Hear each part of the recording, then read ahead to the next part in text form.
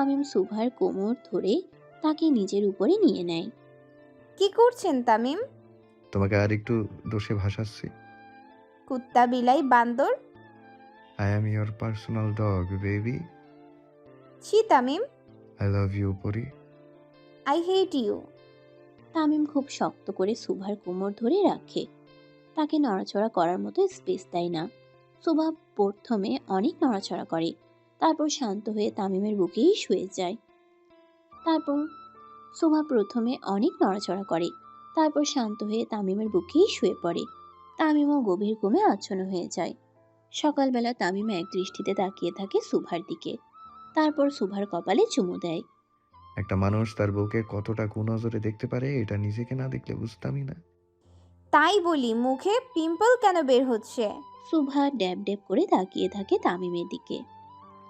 মানুষ ঠিকই বলে, বন্দুকের গুলি আর স্বামীর বলি নারী জাতি কখনোই মিস করে না। ঘুমিয়ে ঘুমিয়ে হলেও শোনে। স্বামী এত শয়তান হলে করণীয় কি? আমি শয়তান? না, তার নানা। সুভার বাচ্চা। তামিম সুভাকে সুরসুরি দিতে থাকে, আর সুভা তামিমকে থামানোর চেষ্টা চালিয়ে যায়, কিন্তু কোনো লাভ হয় না। কিসের? তামিম চোখ বন্ধ করে উপরে তাকায়। কিসের? হে খোদা, কি জিনিস পাঠাইছো জীবনে! কথায় কথায় স্বামীকে অপমান করে, টিভি সিরিয়ালের নায়িকাদের মতো। জীবন মানে জি বাংলা। শালার। জিন্দিগি। সুভা খুব জোরে জোরে হাসতে থাকে তামিমকে রাগিয়ে। বুঝছি, রাতের ডোজ কম হয়ে গেছে। সুভা একদম চুপসে যায়, আর কোনো কথা বলে না। তামিম যদি আবার মুডে চলে আসে তাহলে মুশকিল। আজকে আর ঘর থেকে বের হওয়া যাবে না তার। তামিম সুভার চুপসে যাওয়া দেখে বুঝে যায় ওষুধ কাজে দিয়েছে। অবশেষে তার বউকে চুপ করাতে পেরেছে। তামিম উঠে সুভাকে নিয়ে সোজা ওয়াশরুমে চলে যায়। বাথটাবে সুভা তামিমের কোলে চুপচাপ বসে থাকে। তামিম, জি পড়ি। একটা কথা জিজ্ঞেস করলে রাগ করবেন? তোমার ক্ষেত্রে আমার রাগ আসে না পড়ি। সেদিন রাতে কি আমি ডার্ক রোম্যান্সের জন্যই হসপিটালে অ্যাডমিট হয়েছিলাম? হুম। তাহলে আজ কেন হলাম না? হলে খুশি হবা? না না, এমনি বলছিলাম। তুমি চাইলে আমি এখনই তোমাকে হসপিটালে পাঠাতে পারি। তামিম সরুন, আমার গোসল হয়ে গেছে। আজকে না হয় ব্রেনে হালকা সমস্যা হয়েছে, কাল যে পুরোপুরি পাগল হয়ে যাবে না তার গ্যারান্টি কি ভাইজান? আর তামিমের বয়স কত? 28 বছর মাত্র। একটা চালচুলোহীন, অভিভাবকহীন পাগল। পুরো কথাটি শেষ করার আগে পরপর দুটো গুলি চলার ফলে উপরে বিশাল ঝাড়বাতিটি ফ্লোরে আছড়ে পড়ে। উপস্থিত সকলের মাঝে ভয় বাসা বাঁধে। সকলে বুঝে যায় এখন কে আসতে চলেছে ভিতরে। তন্নি বেগম শুকনো ঢোক গিলে সদর দরজা দিয়ে হাতে লাইসেন্সধারী পিস্তল নিয়ে চোখে চশমা দিয়ে ভিতরে আসতে থাকে তামিম, সাথে তার পঞ্চ পাণ্ডবও। তামিমের হাটের গতি বলে দিচ্ছে আজকে আবারও আর সে নগরে রক্তের বন্যা বইবে। তন্নি বেগম কল্পনাও করতে পারিনি এখন তামিম আসবে। আমার হয়নি। আমি তামিম সরকার, আইন মানি না, আইন তৈরি করি। আর আমার আইন এটাই বলে, যেই আঙ্গুল আমার বইয়ের দিকে উঠেছে সেই আঙ্গুল কেটে কুত্তা দিয়ে খাওয়াতে হবে। তামিম এসে সোজা তন্নি বেগমের সামনে দাঁড়ায়। তামিমের কথা শুনে তন্নি বেগম মোটামুটি ভয় পেয়ে যায়, কারণ তন্নি বেগম খুব ভালো মতেই জানেন তামিম কখনো বয়স বা আত্মীয়তার খাতিরে কাউকে ছেড়ে দেয় না। আর সুভার ব্যাপারে হলে তো আরও আগেই নয়, কিন্তু তামিম তো কখনো কোনো মেয়ের গায়ে হাত তোলে না। আর যাই করুক নিজের ফুপ্পিকে তো আর মেরে ফেলবে না। পরক্ষণেই তন্নি বেগম তানভীর সরকারের দিকে তাকায়। না, কোনো ভয় নেই। তামিম আর যাই করুক তার ভাইয়ের সামনে তো আর কিছু করার সাহস পাবে না। আর এই সুযোগে যদি একবার বাপ ছেলের মধ্যে আগুন লাগানো যায় তাহলে তো কথাই নেই কোনো। দেখেছেন ভাইজান, শেষমেশ একটা মেয়ের জন্য। সে শুধু একটা মেয়ে না, আমার আমানত। আমি ওর অভিভাবক। খুব জোরে গর্জে ওঠে তামিম। এতদিন পর আবারও সেই চিরচেনা তামিমের দেখা মিলল। তামিম রাগান্বিত হয়ে নিজের কক্ষে যাওয়ার জন্য সামনে পা বাড়ায়। সিঁড়ির কাছে যেতেই আবারও তন্নি বেগমের কথা তার কানে এসে। শেষমেশ একটা পাগলের সাথে সংসার করবি তুই তামিম? সিঁড়ির কাছে যেতে আবারও তন্নি বেগমের কথা তার কানে ভেসে আসে। সুভাকে পাগল বলার আগে তামিমের কপালে রগগুলো দাঁড়িয়ে যায়। সিঁড়ির পাশে রাখা বড় ফুলদানিটি হলরুমের বিশাল টেবিলে ছুঁড়ে মারে। তন্নি বেগম ভয়ে ভাইয়ের একদম পিছনে চলে যায়। খুব জোরে হুঙ্কার দিয়ে ওঠে তামিম। সুপ, একদম সুপ। আমার বউ পাগল হোক, লুলা হোক, ল্যাংড়া হোক, প্রতিবন্ধী হোক, আমি ওকে নিয়েই সংসার করব। তুই কি জান দিবি ওর জন্য তামিম? তামিম তন্নি বেগমের একদম সামনে এসে দাঁড়ায়। বউয়ের জন্য জান দিতেও পারি, বউয়ের জন্য জান নিতেও পারি। তামিমের কথায় এবার পুরোপুরি চুপ হয়ে যায় তন্নি বেগম। তামিম চোখ মুখ শক্ত করে আবার উপরে যেতে থাকে। যাওয়ার সময় আবারও পিছন ফিরে তাকায়। আপনাকে কবে মারতে হবে বইলেন ফুপি? আমি সুন্দর মতো আপনাকে বরাবরই টিকিট ধরাইয়া দেব। তামিমের ঠান্ডা মস্তিষ্কের ভয়ঙ্কর হুমকি শুনে আর কিছু বলার মতো সাহস হয়ে ওঠে না তন্নি বেগমের। তামিম মা সিঁড়িতে যেতেই আবারও ডাক পড়ে তার। তামিম। তানভীর সরকারি ডাক শুনে তামিম পিছন ফিরে তাকায়। মুখে হাসি ফুটে ওঠে তন্নি বেগমের। না, সে এবার আর হেরে যায়নি। এখনই বাপ ছেলের মধ্যে যুদ্ধ লাগালো বলে। জি আব্বাজান। শুভামা আপনার মায়ের রুমে আছে, সেখানে যান আপনি। এখনই বাপ ছেলের মধ্যে যুদ্ধ লাগলো বলে তামিম মাথা নেড়ে উপরে উঠতে থাকে। কিন্তু এক অদ্ভুত রকমের শান্তি বয়ে চলে তার মনে। পৃথিবী এই দিক থেকে ওই দিক হয়ে গেলেও তামিমের আব্বাজান তার সাথে আছে, এটাই হলো সব থেকে বড় বিষয়। তামিম উপরে উঠে আবারও পিছনে ফিরে তাকায়। আব্বাজান। তানভীর সরকার উপরে একটা হাসি দিয়ে উপরে তাকায়। I love you too from আয়শার স্বামী। ছেলের কথা শুনে তানভীর সরকারের হাসি আরো বেড়ে যায়। তামিম একটা উড়ন্ত চুমু তার আব্বাজানকে দিয়ে সুভার উদ্দেশ্যে যেতে থাকে। তানভীর সরকার এক দৃষ্টিতে তাকিয়ে থাকে তামিমের যাওয়ার দিকে। আজকে তানভীর সরকার খুব খুশি, কারণ তার ছেলে একজন প্রকৃত স্বামী হতে পেরেছে, যেমনটা সে নিজে ছিল তার যুবক বয়সে। তানভীর সরকারের দাপটে আয়েশা সরকারকে যেমন কেউ কিছু বলতে পারতো না, ঠিক তেমন এখন তামিমের জন্য সুভাকে কেউ কিছু বলতে পারে না। গর্ভে তানভীর সরকারের বুক ভরে যায়। একটু আগের কথা, তামিম দুপুর অবধি বাসায় থাকে সুভার সাথে। তাকে খুব নজরে নজরে রাখে তামিম, কারণ ডাক্তার বলেছিল ইনফেকশনের প্রভাব কেটে যাওয়ার পর থেকেই সুভার শরীরের অবসভাবও কেটে যাবে। অসহ্য ব্যথা হবে সারা শরীরে। কোষ সজাগ হওয়ার সাথে সাথে মস্তিষ্কে চলবে অসহ্য ব্যথা আর ভুলে যাওয়ার প্রভাব। তামিম ঠিক করে সে নিজ থেকে ডাক্তারের কাছে যাবে। সুভাকেও সাথে নিবে না। যতদিন লুকাতে পারে সে সুভার থেকে ততদিন লুকিয়ে রাখবে। পরে সুভা জানলে ও মোটামুটি সুস্থ হয়ে যাবে। তামিম সারা সকাল সুভার সাথে থেকে দুপুরের দিকে বের হয়ে যায় হসপিটালের উদ্দেশ্যে। সেখান থেকে সোজা পার্টি অফিসে। তামিম সুভাকে সারা দুপুর ঘুমিয়ে থাকতে বলে যায়। যতক্ষণ সুভা ঘুমিয়ে থাকবে ততক্ষণে তামিমের কাজ শেষ হয়ে যাবে আর সেও তাড়াতাড়ি চলে আসতে পারবে। কিন্তু বিপত্তি বাধে তামিমের ফুপিকে নিয়ে। এমনিতেই সুভার সাথে তামিমের বিয়ের ফলে তার এতদিনের স্বপ্ন শেষ। তার উপর তামিম সুভাকে চোখে হারায়। সে এত কিছু করেও নিজের মেয়ের সাথে তামিমের বিয়ে দিতে পারল না। তামিম নামকরা একজন নিউরোলজি প্রফেসরের সাথে কথা বলতে চায়। সুভার সমস্ত দিক নিয়ে সে খুব শুকনোভাবে পদক্ষেপ ফেলতে চায়। তামিম চাইলেই ডাক্তারকে তুলে এনে সবকিছু করতে পারত, কিন্তু তামিম আর পাঁচটা সাধারণ স্বামীর মতোই তার বউয়ের জন্য পরিশ্রম করতে চায়। তামিম অনুভব করতে চায় অন্যান্য স্বামীরা কিভাবে তাদের বউয়ের অসুস্থতার সময় পরিশ্রম করে। সবকিছুই যখন ঠিক চলছিল তখন হুট করে সুভার কাল হয়ে দুজন বাড়িতে আসে। তানভীর সরকারের বোনের মেয়ে আর পানি মন্ত্রীর মেয়ে সরকার বাড়ি। তোমরা এই ভর দুপুর বেলা? আসলে মামি এই দিক দিয়ে যাচ্ছিলাম তো, তাই ভাবলাম ঘুরে আসি। তা ভালো করেছিস, বস। তুমিও বসো। জি আন্টি। আয়েশা বেগম ছন্দা আর মনিকাকে বসতে বলে সার্ভেন্টদের কিচেনে যেতে বলে আর নিজেও তানভীর সরকারের কাছে চলে যায় তার কাগজগুলো দিতে। আয়েশা বেগম উপরে যাওয়ার 10-15 মিনিট পর সুভা নিচে নেমে আসতে থাকে। সারাক্ষণ রুমে থাকা যায় না কি? সুভা নিচে নামতেই তারা দুজন একজন আরেকজনকে চোখাচোখি করে। ভাবি। ছন্দার ডাকে সুভা হলরুমের দিকে তাকায়। সেদিনের এত কিছুর পর যে সন্ধ্যা সুভাকে এত সুন্দর করে ডাকবে সে কল্পনাও করেনি। সুভা 7-5 না ভেবে খুশি মনে চলে যায় হলরুমে। সুভা যেতেই ছন্দা তাকে জড়িয়ে ধরে। কিছুটা বিব্রত হয় সুভা। ছন্দা তাকে হঠাৎ করে জড়িয়ে ধরবে এটা সে কল্পনাও করেনি, কিন্তু সুভা তাকে কোনো সন্দেহ করে না। মানুষ মাত্রই পরিবর্তনশীল, পরিবর্তন হতেই পারে। সুভাও খুশি মনে তাকে জড়িয়ে ধরে। ভাবি, তুমি কিছু মনে করনি তো আমার সেদিনের ব্যবহারের জন্য? সুভা মুখে হালকা হাসি টেনে বলে, না, আমি কিছু মনে করিনি। কিন্তু আমার কেন জানি না মনে হচ্ছে তুমি আমাকে পছন্দ করো না। না না, এমনটা নয়। তাহলে এই চকলেটটা নাও। ছন্দা হুট করে সুভার মুখের সামনে চকলেট ধরে।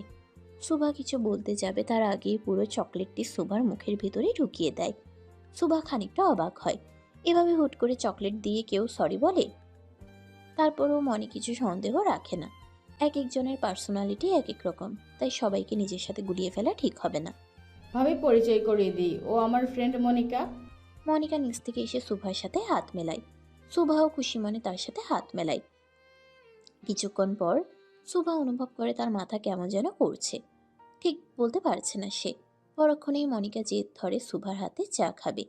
সুভার হাতের রান্নার প্রশংসা সে নাকি অনেক শুনেছে। সুভা মনিকার কথা শুনে একটু চিন্তায় পড়ে যায়। ধরতে গেলে সে তেমন কিছু তো রান্নাই করেনি, তাহলে তার রান্নার প্রশংসা হলো কিভাবে? হয়তো তামিমে আগ বাড়িয়ে সবাইকে জানিয়েছে। সুভা হালকা হেসে কিচেনে চলে যায়। আমার থেকে তামিমকে কেড়ে নেওয়ার ফল আজকে এই ছোট লোকের মেয়ে বুঝবে। মনিকার কথা শুনে ছন্দা তার দিকে তাকায় আর একটু হাসার চেষ্টা করে। সত্যি তো এটাই যে ছন্দা নিজেও তামিমের বউ হতে চেয়ে হয়নি। এখন মনিকাই তার একমাত্র ভরসা। সুভা কিচেনে যেয়ে সার্ভেন্টদের বলে নাস্তা দিতে, আর সে নিজে চা বানাবে। সার্ভেন্টরা প্রথমে না না করলেও পরে সুভার জোরাজুরিতে রাজি হয়ে যায়। কিন্তু তাদের মনেও ভয় ছিল, যদি তামিম জানে তাহলে তাদের আর শেষ রক্ষা হবে না। সুভা 5 জনকে বের করে দেয়, নিজের মন মতো কাজ করতে থাকে। ভাবি, তোমরা এখানে এলে যে, কিছু দরকার ছিল সার্ভেন্টদের বলতে? আসলে ভাবি আমরা একটু একান্তে সময় কাটাতে এসেছি। সুভা তাদের কথা একটু আনইজি ফিল করে। কিচেনে একান্তে সময় কি কাটায়। তারপরে হালকা হাসি দিয়ে নিজের মনের অবস্থা আড়াল করার চেষ্টা চালিয়ে যায়। ভাবি চা তো হয়ে এসেছে, দাও আমি হেল্প করি। না না, আমি করছি। ছন্দা রীতিমতো জোরাজোরি লাগায় সুভার সাথে, কিন্তু সুভা তার কথাই সায় দেয় না। সে নিচ থেকে কাপে চা ঢেলে মনিকাকে দিতে যায়। এই নিন। দিন ভাবি। মনিকা কাপটি না ধরে ছেড়ে দেয়, আর তার ড্রেসে কিছুটা চা পড়ে যায়। সুভা একটু ভয় পেয়ে যায় হঠাৎ চায়ের কাপটি পড়ে যাওয়াতে। সরি আমি। আহ খুব সজোরে সুভার গালে চড় বসিয়ে দেয় মনিকা। তাল সামলাতে না পেরে গরম চায়ের কেটলির উপরে হাত পড়ে সুভার। ছোট লোকের বাচ্চা, আমার এত দামি ড্রেস নষ্ট করে দিলি। প্রায় অর্ধেক অবধি হাতে চা পড়ে যায় সুভার। মনিকা ইচ্ছে করে চায়ের পুরো ক্যাটলিটা সুভার গায়ে ফেলে দেয়। পরক্ষণেই ছন্দা মনিকাকে ইশারা করে, আর তারা দুজনেই ফ্লোরে পড়ে যায়। ভাবি সরি, আমাদের কিছু বলো না। সরি ভাবি। মনিকা আর ছন্দা দক্ষ অভিনেত্রীদের মতো নাটক শুরু করে দেয়, কারণ আয়েশা সরকার আর তানভীর সরকার কিচেনের দিকে আসছিল। তাদের দেখে তারা দুজনেই ফ্লোরে পড়ে যায়। অপরদিকে সুভা নিজের হাত ধরে কাঁদতে থাকে জোরে জোরে।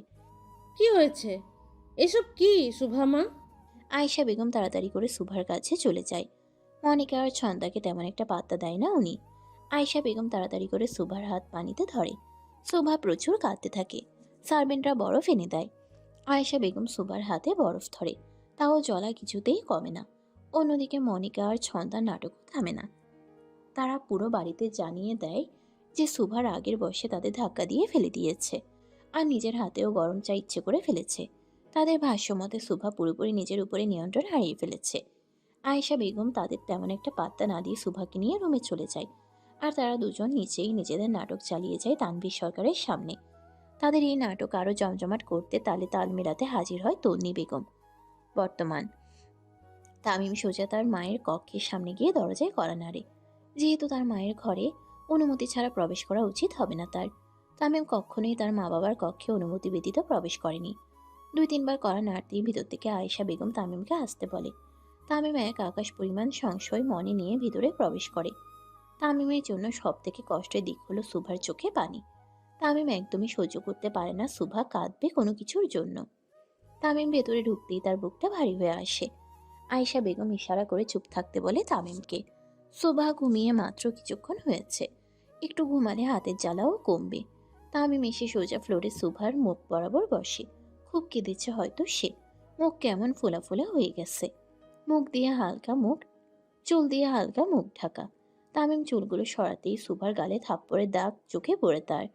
এই কয়দিনে তো তার দেওয়া থাপ্পড়ের দাগগুলো কমেছে, আজকে আবার স্পষ্ট দেখা যাচ্ছে। তামিম খুব শান্তভাবে কিছুক্ষণ বসে থাকে, তারপর সুভাকে কোলে তুলে নেয়। বেয়াদবি নিয়েন না আম্মা, আপনার সামনে বউকে কোলে তুলছি। আয়েশা বেগম তামিমকে ইশারা করে বুঝায় সব ঠিক আছে, কোনো সমস্যা নেই। কোনো কথাই যেন মুখ দিয়ে বের হচ্ছে না তার, চোখগুলোও ফুলে আছে। হয়তো সুভার আর্তনাদ একটু বেশিই ছিল, তাই নিজেকে ধরে রাখতে পারেনি উনি। তামিম সুভাকে নিয়ে নিজেদের কক্ষে চলে যায়। বিছানায় শুয়ে দেয় সুভাকে আর চুপচাপ তার পাশে বসে থাকে। তামিম সুভার পুরো শরীর খুঁটিয়ে খুঁটিয়ে পরখ করা শুরু করে। তারা অবর্তমানে সুভার কোথায় কোথায় আঘাত পেয়েছে সেটাই দেখা শুরু করে তামিম। গালে একটা দাগ স্পষ্ট, তারপর গলায় দেখে না কোনো চিহ্ন নাই। পরক্ষণেই তামিমের চোখ যায় হাতে। তামিম শুনেছিল সুভার হাত হালকা পুড়েছে, কিন্তু এত বড় হাত যে পুড়ে গেছে এটা সে জানতো না। হাতের অর্ধেক অংশ লাল, খুব লেগেছে হয়তো তার। সুভা হয়তো অনেকই কষ্ট পেয়ে সুভার হয়তো অনেক কষ্ট হয়েছে। নিজের অজান্তেই তামিমের চোখ দিয়ে পানি পড়তে থাকে আর চোয়ালগুলো শক্ত হয়ে আসে। কিছুক্ষণ পর তামিমের ফোনে দুপুরে সিসিটিভি ফুটেজ পাঠানো হয়। তামিম চুপচাপ ওয়াশরুমে চলে যায়। এখানে ভিডিও অন করলে সুভার কষ্ট দেখে সে নিজেকে ঠিক রাখতে না পারলে সুভার ঘুমও আলগা হয়ে আসবে। তামিম ওয়াশরুমে গিয়ে ফুটেজ অন করে দেখতে থাকে। সারা দুপুরের পুরো ঘটনাটার সামনে চলে আসে। তামিম নিজের চোখ বন্ধ করে ফেলে। কিছুক্ষণ পর বেসিনের আয়নাতে খুব জোরে ঘুষি মারে। রাগে ফুলতে থাকে তামিম। মাহির, জি ভাই। আমার রঙ্গমঞ্চ খানা খোলার সময় হয়ে গেছে। তামিম ফোন কেটে দিয়ে চুপচাপ বাইরে এসে সোফার সামনে বসে আর তার হাত ধরে। তোরে সুইয়া কথা দিতেছি বউ, স্বামী তামিম সরকার কতটা ভয়ঙ্কর এটা পুরো আরশিনগর দেখবে। হাতে ফুল নিয়ে দলের ছেলেপেলের সাথে সাদা পাঞ্জাবি পরিহিত তামিম সরকার পানি মন্ত্রীর বাড়িতে যায়। পানি মন্ত্রীর মেয়ের অকাল মৃত্যুতে গভীর সমবেদনা জানাতে। যুবতী মেয়ের অকাল মৃত্যুতে অনেকটাই ভেঙে পড়েছেন উনি। তামিম আসতেই মোটামুটি একটা থমথমে পরিবেশ সৃষ্টি হয়। সচরাচর তামিম সরকারকে কখনো এমন পরিবেশে দেখা যায় না, কিন্তু আজকে গেল। তামিম গিয়ে ফুলের বুকেটি যথাস্থানে রেখে পানি মন্ত্রীকে সমবেদনা জানায়। পানি মন্ত্রী আবেগে আপ্লুত হয়ে তাকে জড়িয়ে ধরে। দোয়া করি আল্লাহ আপনার মেয়েকে জান্নাতবাসী করুক। তামিম পানি মন্ত্রীর সাথে কুশল বিনিময় করে আবার বের হয়ে আসে, কারণ তাকে এখন আরেকটা ফুলের বুকে নিয়ে নিজের ফুপির বাড়িতে যেতে হবে। সাথে তার পঞ্চপাণ্ডবও আছে। পঞ্চপাণ্ডবের মুখে নেই কোনো কথা। সবাই যেন কিছু একটা নিয়ে গভীর চিন্তায় মগ্ন। গাড়িতে বসেই গাড়ি চালানো শুরু করে পেটমোটা রফিক। তামিম সহ বাকি চারজন যে যার সিটে। পিছনে তাদের বডিগার্ডরা নিজেদের মতো করে গাড়ি নিয়ে আসতে থাকে। উদ্দেশ্য রমনা ময়দান, তার ফুপ্পির বাড়ি। আর সে নগর থেকে কিছুটা দূরেই। গাড়ি চলতে থাকে তার আপন গতিতে। কারোর মুখে তখনও বলি ফুটেনি। আমি মনের কথা পড়তে পারি না, কি বলবি সরাসরি বল। তামিম তার পঞ্চ পাণ্ডবদের উদ্দেশ্য করে কথাটি বলে। তামিমের কথা শুনে একটু সাহস পায় তারা। একজন আরেকজনের দিকে তাকায়। এতক্ষণ ধরে তারা এত কাচুমাচু করছিল যে তাদের দেখলেই যে কেউ বলে দিবে। তারা কিছু বলতে চায়, কিন্তু পেটের কথা মুখে আনতে পারছে না। সাকিব শুকনো ঢোক গিলে জিজ্ঞেস করে, ভাই আপনি কাল রাইতে নাগিন রে পরপরে পাঠাইলেন, আজকে আবার ফুল নিয়ে সমবেদনা জানাইছেন, কিছুই তো মাথায় ঢোকে না আমরা। সাকিবের কথা শুনে তামিম নিজের চশমা খুলে এবং আবারও ফু দিয়ে ফরে ফেলে। রাজনীতিতে একটা প্রবাদ আছে, শত্রুরে মাটির নিচে পাঠাইয়া উপরে ফুল দিয়া ঢাকো। পঞ্চপাণ্ডব সিস্টি বাজিয়ে উঠে খুব জোরে। তারা ঠিক এই জিনিসটার জন্যই অপেক্ষা করছিল। ঠান্ডা মস্তিষ্কের ভয়ঙ্কর তামিম সরকারের কামব্যাক, দ্য অরাইস ব্যাগ। পঞ্চপাণ্ডব যে যার মতো সিটি বাজিয়ে ওঠে। তামিম নিজের মোছে তাও দিতে দিতে বলে, আমার কলিজায় হাত দিছিল, ওগো কলিজা যে কুত্তা দিয়ে খাওয়াই নাই এইটাই অনেক। এই জন্য আপনি তামিম সরকার ভাই, যারে বুঝার ক্ষমতা সাধারণ মানুষের নাই। সাকিবের সাথে সকলে ঠিক ঠিক বলে উঠে আর তার কথার সাথে একমত জানায়। তামিম সরকারকে বোঝা আসলেই কারো পক্ষে সম্ভব নয়। তার মাথায় কি চলে কেউ বলতে পারে না। এই জন্য মাস্টার মাইন্ড হিসেবেও বেশ সুনাম আছে তামিম সরকারের। বউয়ের জন্য জান দিতেও পারি, বউয়ের জন্য জান নিতেও পারি। নিজের হাতের ব্রেসলেটটি উপরে উঠাতে উঠাতে কথাটি বলে তামিম। আমার বউয়ের দিকে হাত দেয়া আর মৃত্যুকে ইনভাইট করা দুইটাই সেম। তামিম খুব শক্তভাবে কথাটি বলে ওঠে। তামিমের এই কথার অর্থ পঞ্চপাণ্ডব গতকাল রাতে ঠিকমতো টের পেয়েছিল। গতকাল রাতে তামিম সুভার কপালে আদুরে পরশ ছুঁয়ে উঠে দাঁড়ায়। ড্রয়ার থেকে 5টি গুলি নিয়ে লোড করে। আজকে এমপি তামিম নয়, বরং স্বামী তামিম সরকার খেপে গেছে। আজকে আর কারো রেহাই নেই। তামিম দরজার কাছে গিয়ে আবারও পেছন ফিরে তাকায়। সুভা গভীর ঘুমে আচ্ছন্ন। অবশ্য সুভার ঘুম এমনিতেও এত সহজে ভাঙবে না। তামিম সুভাকে কোলে নিয়ে আসলো, তারপরও যখন ভাঙেনি তার মানে পরবর্তীতেও ভাঙবে না। তামিম বুঝতে পারে কিছু তো একটা হয়েছে, কিন্তু কি সেটা তো মনিকা আর ছন্দাই ভালো বলতে পারবে। অবশ্য বলানোর দায়িত্বটা তামিম নিজের কাঁধে নিয়েছে। তামিম কিছু একটা ভেবে আবারও সুভার কাছে চলে আসে আর তার পায়ের নিচে বসে। তামিম সুভার পা দুটো শক্ত করে ধরে নিজের কপাল বরাবর রাখে। তোর চোখের প্রতিটি পানির হিসাব আমি নেব বউ, তুই শুধু আমার হয়ে থাক। তামিম সুভার পায়ের পাতায় চুমু দেয় আর বেরিয়ে পড়ে তার উদ্দেশ্যে। তামিম চোয়াল শক্ত করে নিচে নামতে থাকে, মুখে কোনো কথা নেই। তামিমকে চুপচাপ নিচে নামতে দেখে উপস্থিত সকলে একটু ঘাবড়ে যায়।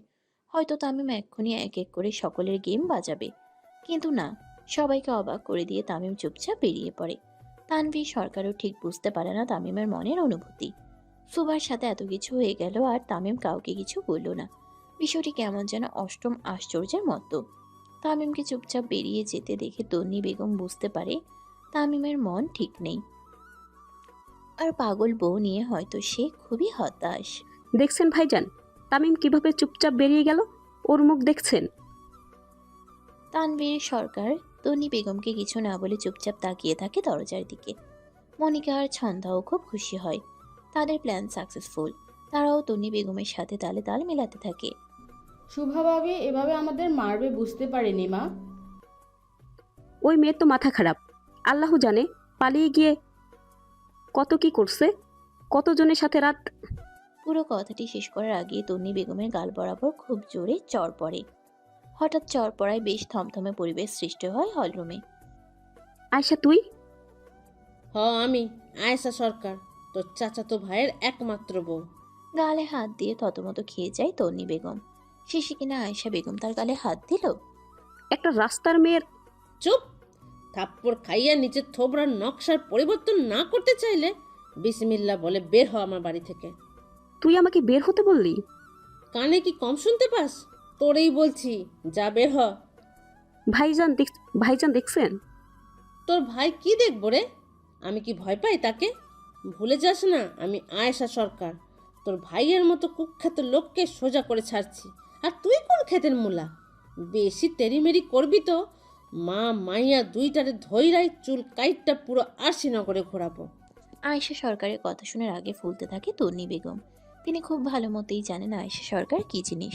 তার যুবতী বয়সে সে ছিল এক নম্বরের দরজাল মেয়ে। বয়স বাড়লেও তেজ ঠিক এক মতোই আছে। আয়শা, কর্তা, মহিলাগর বিষয় আপনি এর মধ্যে না পড়লে খুশি হব। আর যদি পড়েন আমি বাড়ি থেকে এক্ষুনি বের হয়ে যাব। এখনও এত বুড়ো পড়েন নাই, আরেকটা বিয়ে করে নিয়েন। আয়েশা সরকারের কাটকাট কথা শুনে সকলে বুঝে যায় তার উপর দিয়ে কথার মতো সাহস কারো নেই। তানভীর সরকার এসে আয়েশা সরকারের হাত ধরে আর ভালো মতো দেখতে থাকে। তন্নি বেগম ধারণা করে এই বুঝে আয়েশার গাল বরাবর পড়ল। আয়ুব, জি কর্তা। আইস কিউব নিয়ে আয়, আমার আয়শার হাত লাল হয়ে গেছে। তানভীর সরকার আয়েশা সরকারকে নিয়ে সোফায় বসায় আর হাতে বরফ ডলতে থাকে। কি দরকার গিন্নি এত এত নরমে হাতে কাজ করার? কতটা লাল হয়ে গেছে দেখেছেন? আপনাকে দেখলে ফুল জোশে থাকি গিন্নি। আল্লাহর এক অপরূপ সৃষ্টি আপনি। তানভীর সরকার আর আয়েশা সরকারের এত মাখো মাখো প্রেম দেখে জ্বলে পুড়ে শেষ হয়ে যায় তন্নি বেগম, যেমনটা যুবতী বয়সে হতেন তিনি। মেয়ের হাত ধরে হনহনিয়ে বেরিয়ে পড়ে। এখানে তার ডাল গলবে না। বাইরে বেরিয়ে মনিকা আর ছন্দা এক গাড়িতে উঠে আর তন্নি বেগম আরেক গাড়িতে। গন্তব্য তাদের আলাদা। তন্নি বেগম সোজা তার বাড়িতে যায় আর মনিকা এবং ছন্দা ক্লাবে যাওয়ার জন্য বলে ড্রাইভারকে। আরে কোন রাস্তা ড্রাইভার? তগ পরে পাঠানোর রাস্তা কাল নাগিনীরা। বোমা সাকিবের কথা শুনে মনিকা আর ছন্দার আত্মা বের হয়ে আসার উপক্রম হয়ে ওঠে। সাকিব ভাই আপনি? কোন জন্মের ভাই তোর আমি? শালে আমার আম্মার গায়ে হাত। চল ভাই, তগর লাগে প্রাইভেট মিটিং করব। সাকিব খুব জোরে জোরে গাড়ি নিয়ে যায় তামিমের রঙ্গমঞ্চের দিকে। মনিকা আর ছন্দা হাত ধরে খুবই আকুতি মিনতি করে, কিন্তু কোনো লাভ হয় না। সাকিব নিজের মতো করে গাড়ি চালাতেই থাকে। প্রায় 23 মিনিট পর গাড়ি তার গন্তব্যস্থানে পৌঁছে যায়। মনিকা আর ছন্দা গাড়িতেই জড়ো হয়ে বসে থাকে।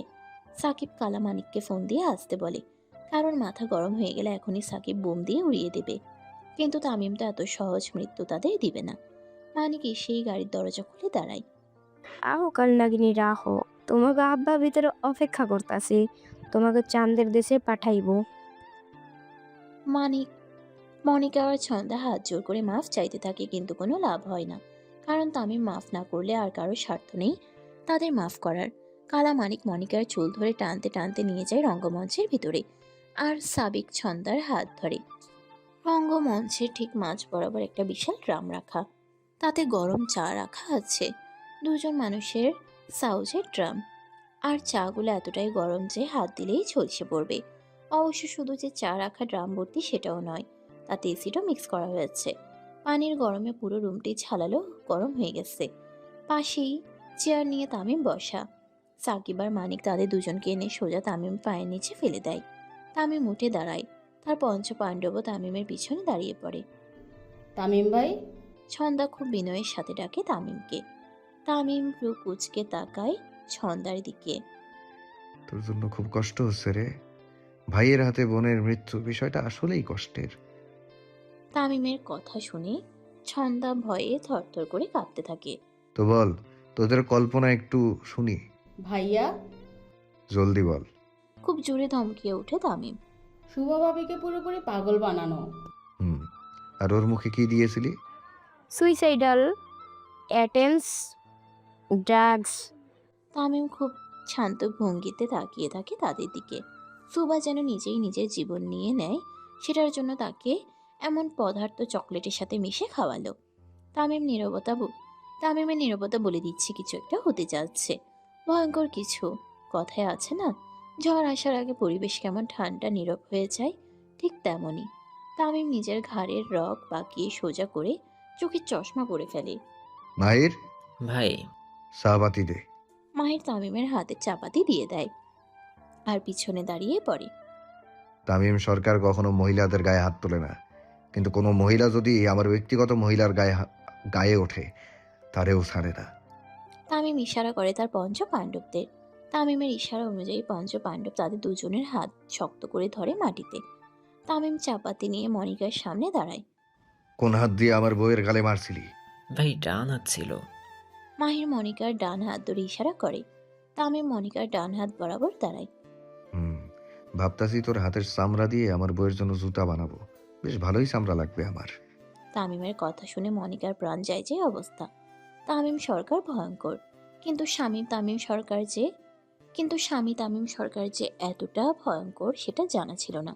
শেষে কিনা নিজের বউয়ের গায়ে হাত তোলার অপরাধে চামড়া কেটে জুতো বানাবে। তা আ মনিকা কিছু বলতে যাবে তার আগেই তামিম মনিকার হাত বরাবর কোপ বসায়। পায়ে 4-5 টুকরো করে মনিকার হাত। অসহ্য যন্ত্রণায় ছটফট করতে থাকে মনিকা, কিন্তু তাতেও বিন্দুমাত্র মায়া হয় না তামিমের। মনিকার এমন করুণ দৃশ্য দেখে ছন্দা ভয়ে আরো জোরে জোরে কেঁদে ওঠে। তামিম ছন্দার সামনে গিয়ে দাঁড়ায় আর তার হাতের আঙ্গুলগুলো কেটে ফেলে। ছন্দাও ছটফট করতে থাকে। ইতিহাস সাক্ষী আছে, যতবার কোনো স্বামী খেপেছে ততবার কুরুক্ষেত্র হয়ে গেছে। আমার বউয়ের গায়ে হাত, তবে হাত কাটটা আমি কুত্তা দিয়া খাওয়াবো। তামিম খুব জোরে জোরে চিৎকার করতে থাকে। মানিক। জি ভাই। সুবা। তামিমের নির্দেশ মতো মানিক ছন্দা আর মনিকার চুল ধরে টানতে টানতে নিয়ে যায় ড্রামের কাছে।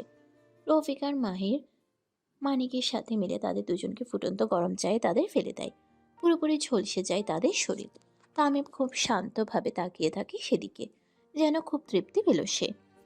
আমার বউয়ের হাতে চা ফেলছিল, গরম চায়ে না ডুবিয়ে মারলে স্বামী হিসেবে আমি ব্যর্থ। তামিম চশমা খুলে ফু দিয়ে আবার পরে ফেলে। সাকিব। এখনই উড়াইতাছি ভাই। মাহির। এখনই সব ক্লিয়ার করতেছি ভাই। তামিম সুন্দর মতো রঙ্গমঞ্চ খানা থেকে বেরিয়ে যায়, আর বাকিরা নিজেদের কাজে লেগে পড়ে। সম্পূর্ণ বিষয়টি এমনভাবে সাজানো হয় যেন দেখে মনে হয় তেলের ট্রাকের সাথে অ্যাক্সিডেন্ট করে দুটো গাড়ি একদম শেষ। সিসিটিভি ফুটেজও ফেক বানানো হয়। তামিম যে মাস্টার মাইন্ড এটা তার কাজ দেখলেই বোঝা যায়। পুরো দেশে যখন পানি মন্ত্রী আর প্রধানমন্ত্রীর বোনের মেয়ের মর্মান্তিক মৃত্যুর খবরে ছড়াছড়ি, তখন তামিম সরকার সুন্দর মতো তার বউয়ের সাথে রোম্যান্স করতে ব্যস্ত। রঙ্গমঞ্চ খানা থেকে ফিরেই তামিম সোজা উপরে চলে যায় তার পরীকে দেখতে। তামিম রুমে এসে দেখে খুব এলোমেলো ভাবে শুয়ে আছে সুভা। তামিম ডোর লক করে সোজা সুভার কাছে চলে যায়। মাত্র খুন করে আসছি, আর এই সেমরি আমাকে 19-20 সংকেত দিচ্ছে। তামিম নিজের পাঞ্জাবি খুলে সাইডে রেখে দেয়। ওয়াশরুমে গিয়ে ফ্রেশ হয়ে শুধু একটা ট্রাউজার পরে চলে আসে। ড্রিম লাইটে সুবার মুখ আরো আকর্ষণীয় লাগছিল। তামিম এসে সুবার কোমর ধরে তাকে নিজের সাথে মিশিয়ে নেয়।